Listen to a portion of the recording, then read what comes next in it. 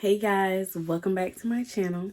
So in today's video, we are going to be answering some questions that you guys have, and these are questions that's been asked a lot.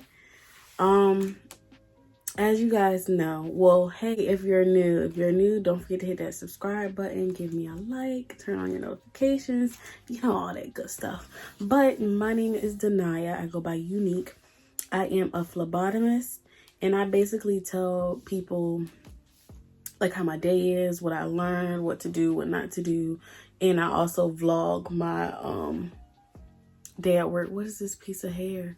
I also vlog my days at work as a phlebotomist. I've been doing it for a while. I used to do it when I was doing dialysis. So I'm basically answering so many questions, and I basically like give some helpful videos out for you guys, because I know when I first started I was struggling, so I like to help, help a sister out, help a brother out, help whoever out. So welcome if you're new, and if you are a returning subscriber, how you doing? Leave a comment, a like.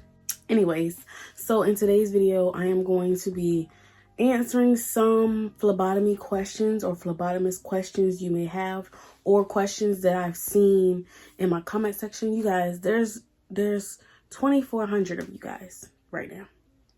I can't respond to everybody. Of course I try to do what I can do, but I can't respond to everybody. I'm gonna try. I've been trying, I've been commenting, I've been responding, but sometimes I just can't work.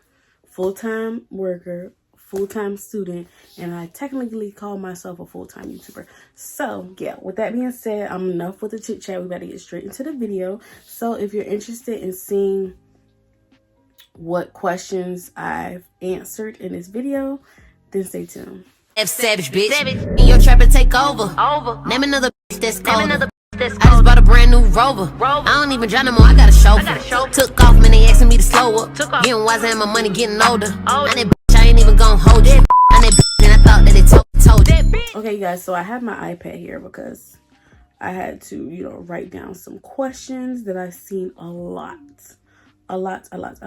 So I have around 11 questions. I'll probably think of some more as we go on with the video. I probably will, I probably won't. Y'all can always ask me questions in the comment section under this video, and I'll try my best to respond to you. But the first question is, how many people do I stick per hour? Okay, so during night shift, I have a whole floor. So on a whole floor, I would say 4 South, I would have around 12 patients total. And when I first started, it'll take me 4 hours. Like, it will take me we'll go up on the floor at 12. No, actually 5 hours, 4 or 5 hours. We'll go up on the floor at 12, right at 12, and we will stick everybody that we had, and it will take me 4 or 5 hours when I first started. But as you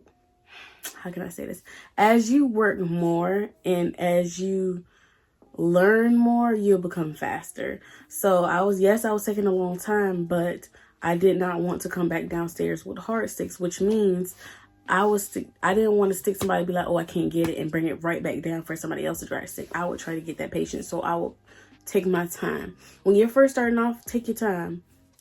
So I would say, like today, I actually kept count today.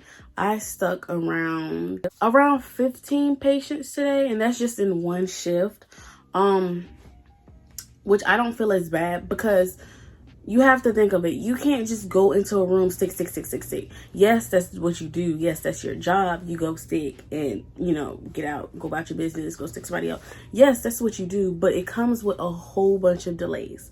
Like, you go to a room, the patient's like, oh, I gotta pee. So you wait on the patient to pee, and you're like, all right, I'm gonna come back. And he's like, no, I'm gonna come right out. Or the patient wants to get dolled up before they get stuck. Like, they want to wash themselves, or they want to brush their teeth, or they want to put their teeth in, or they want to put their hearing aid in, or they want to move around in the bed and get comfortable.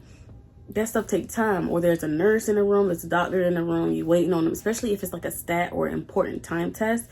You're waiting, especially if they're a nurse and doctor's already in there. Sometimes they'll let you go ahead and go in there while they're talking to them. But half of the times they are really rude. So they be like, they can wait, even though it's an important test, but they can wait, right? I know, crazy. Sometimes the patient is somewhere else, like you go to a room, the patient's not there, so you have to figure out where that patient went just for your records, so your supervisor or manager won't be like, hey, why didn't this patient get done at this time? So you make sure hey, patient was in x-ray, RN Denia said that she was in x-ray and she'll be back soon. So it does come with a lot of delays. That's why it's not like, I be guessing that people would be expecting me to say like 100 patients or something, which is, no, it's not realistic, because you got to prep the needle, you got to get the needle ready, you got to look for the vein, you got to feel for the vein, you got to, and if the patient's cold, God knows how long it takes you to get that vein pumping and popped up and warmed up for you to stick it. So it just like, things comes with a delay, so it depends. But today I stuck, I want to say 15, maybe 20 people. So yeah. And you don't get every single stick. That's just, I mean, nobody's perfect. I mean, I wish. I mean, if I could get every single stick. No, I take that back. I don't wish I could get every single stick, because everybody's gonna be calling your name and Pay, my pay. I do not feel comfortable talking about my pay, but just know I make way more than what I made at dialysis. Just know that I make way more than what I make at dialysis. So yeah, depending where you are, the pay could range from $9 to 20 something dollars. Depends on your experience, depends on who you apply with, hospital, clinic, plasma center. Depends on your area, Virginia, California, Georgia, like it depends. I'm just giving you guys a range. I don't feel comfortable talking about my pay. Maybe when I leave this job and I find a better job, I'll tell y'all about this pay, but nah, I don't want nobody to count my pockets, okay? So yeah, how long are your shifts? My shifts as a phlebotomist are 8 hours. They can go up to 10 hours if I choose to, but my shifts are only 8 hours. I mean, they never said that we could do 12-hour shifts. I mean, I think that's just the nurses that do 12-hour shifts, because I just been doing 8. So, does it mean a phlebotomist has the right patient if they respond to a name? No. Because we just started letting visitors back. And when I go in a room, I'll be like, knock, knock. Hey, my name is Denia. Are you James Brown? Everybody's going to look. Like, everybody is going to look. So you have to look for the wristband. If they don't have a wristband, look for their drips, like heparin, saline. It's supposed to have their name and birthday and stuff on it, like the sticker. If they don't have that, then you ask the patient, what's your name, your date of birth? You know, you ask them that questions. If they can't respond to you, then that's when you go get a nurse and be like, hey, who's this right here? Because I need to make sure I'm sticking the right person. So just because a person responds to a name does not mean that they're a patient. They could be like, who's this in my room? Like, they could just be turning their heads like, this person's in my room. Like, that doesn't mean that they're a patient. You just want to make sure you always have the right patient. Are patients rude? Yes, they can be rude. Yes. Yes, yes, yes. A lady almost beat my ass the other day, but she didn't, okay? So I had to call the nurse, and the nurse had to strap her down, and I was able to get her blood. But she was not get her blood taken. She was scratching my arm. She was hitting me, and I was like, you know what? This is a lot of bad energy. I feel myself getting upset, and I'm about to remove myself from the situation. She's going to have to get stuck by somebody else. And they're like, no, we'll strap her down, da-da-da. So yes, you do have rude patients. You have patients that will tell you, get the fuck out. You have patients tell you, I'll throw you in a trash can if you stick me. You have patients tell you, fuck you. You have patients doing all that type of stuff. So if you don't have the strength for it, don't do it, because you can't get mad with them. You can't fuss back, and you can't, you know what I say? All right, that's fine. Because that's one less person I got to stick. So I'm honestly not mad about it. So that's how you're gonna have to think about it, because you can't force somebody to let them stick you. What if you can't find a vein? So if you cannot find a vein, you want to get one of these bad boys right here. Make sure you have one of these bad boys, right? And you want to like wrap it around, and you want to have it tight, like real tight, to where it's like, you know, like this, like really, really tight. I'm ashy. Because some people, I noticed, some people, they like to do like this. Make it all cute, all neat and stuff. No. That does not make the vein pop out. You gotta get it tight, baby. You gotta get it tight. Don't try to make it look cute and whatever. It gotta get tight. It gotta be tight for the vein to pop up. You gotta feel for that bounce back. So that's how I look for a vein. Use the tourniquet, feel around. If the patient has a lot of fluid, edema on them, you want to push that fluid around, like make a hole. Like, I don't know how to explain that. I don't know if I can find a picture. Okay, so the person has fluid on them and you push it down. When you push it down, you're able to see like the veins and stuff. So you got to keep pushing, smushing, and then a vein will pop up. Is it hard being a phlebotomist? Okay, I would say no. Because I didn't even have, during my internship, I didn't stick anybody. I mean, I stuck some people, but it wasn't that hard. And then when I did my schooling, I only stuck a couple people. It was all right. And then when I did the plasma center, I caught on really quick. Dialysis, it's weird, because dialysis, I would hit or miss with people. And it's like Denia, this big ass artificial vein, and you cannot stick this person. Some people, the grafts or the fistulars, I just couldn't get it. Like, it was either I wasn't deep enough or I wasn't angling it right. It was just hard for me. But these veins, these little baby veins where you have to use the butterflies and the straight needles, baby, I got that down pat. I don't think that is hard. I really don't think that it's hard. The only thing that's hard for me is when a person says ow, or when a person's like ow, ow, ow, or they start crying. Then that's when I'm like, okay, you know what? That's enough. I'm gonna stop, because obviously they're in so much pain already. So I just go ahead and stop the draw. And plus, I hate being stuck. I hate being stuck. I hate it. So when people feel like they're crying or they're like ow, ow, ow, I just go ahead and take it out, because I know how I am. Now, if it's like when I stick them and they say ow, okay, that's fine. Let the blood flow, get the blood. But if they're like ow, ow, ow, and they're saying it's burning and it's stinging, take the needle out. Because at this point, something's wrong. It's hitting something. It's hitting on something, baby. It's hitting on something. Risk of being a phlebotomist. You can get a lot of diseases with being a phlebotomist. You can get HIV, you can get hepatitis B. You can get all that stuff if you stick yourself. Don't stick yourself. I can't say don't stick yourself, because sometimes stuff happens. But be careful when removing the needle from inside of the patient's arm and or hand. You do not want to stick yourself, y'all. Don't stick yourself. Do not stick yourself, okay? Be careful. Be cautious. Don't move too fast, especially if you're just now learning. Do not feel like you have to rush. Take your time, and you won't stick yourself. Just take your time, y'all. Take your time. That's all I can say. 3 main veins to draw blood. You can draw blood here, you can draw blood here, or you can draw blood here. But depending on where you are, like the plasma center, you can only go here. Hospital, you can go here, you go here, you can go here. People even went here. That's the last option. Last option. That shit hurts. Last option. Last option. You can even go up here, like hospital, wherever you can get. The only places we can't go is like the legs and stuff.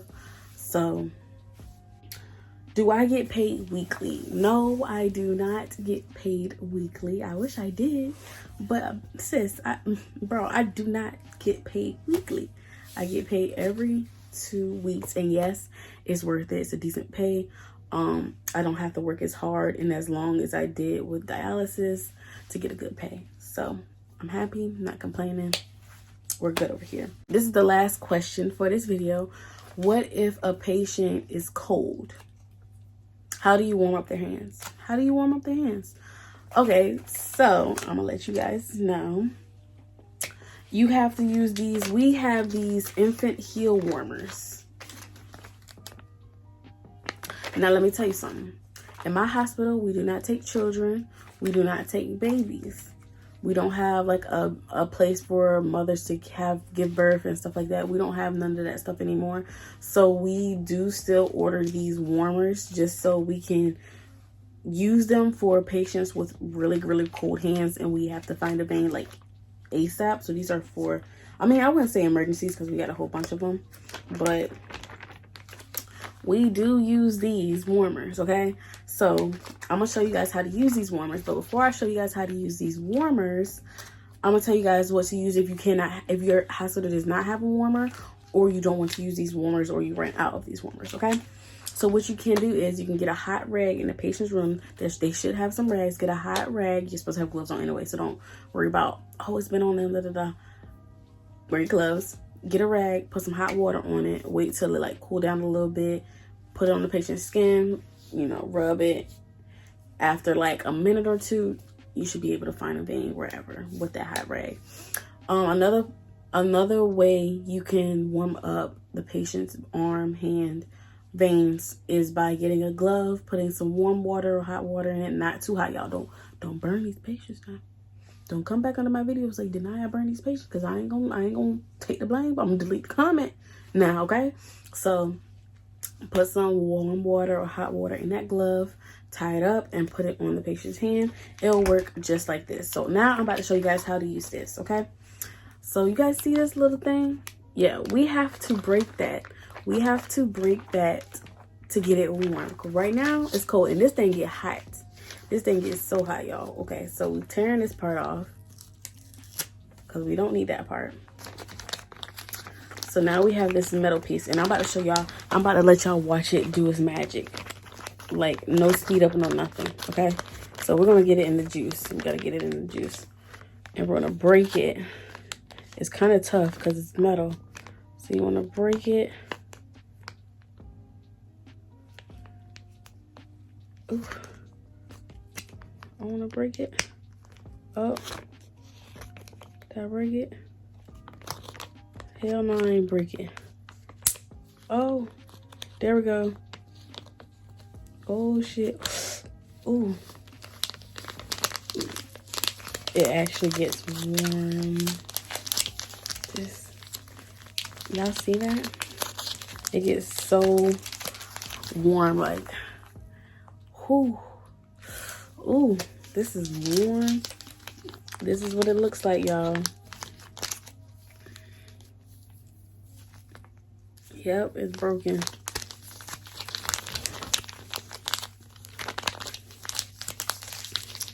Keep them warm. This is what you do. You do like this.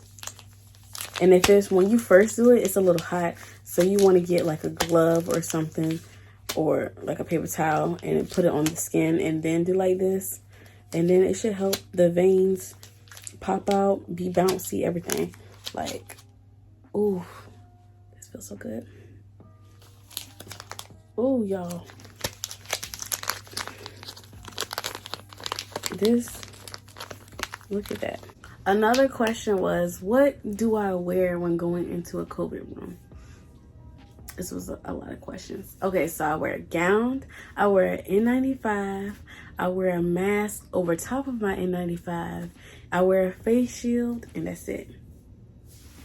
This is what our N95s, not that fake white N95s that y'all be wearing from the beauty supply store. Nah, we got the real deal. This is an actual N95, not that play 95. The real 95, okay? So this is what we wear when we go to the rooms. We wear this on top of another mask. I mean, we wear this under another mask with a face shield and a gown. So This is an N95. It says it right there. N95, and I wear a regular for my big ass mouth. But I hope this video helped you.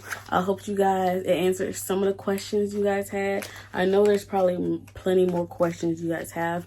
Sticking wise and finding a vein, that's in a whole nother video. Like how to find a vein, what needles to use, how to use a tourniquet, all that other stuff I'm gonna put in a totally different video. So just hold on a second, but ask them questions down below and I'll get to them, or I'll put them in that video. So yeah, I hope you guys liked the video. Don't forget to like, comment, share, and subscribe. I'll be posting once a week, if not more than once a week. We're coming back with these videos, guys. So I hope you guys are enjoying the content, just like I'm enjoying putting them and editing for you. Y'all give me some more video ideas. Come on now. I'll see you in my next video. Y'all stay blessed, stay cautious, keep your hands washed, keep your mask on, stay safe, and I'll see you guys in the next video.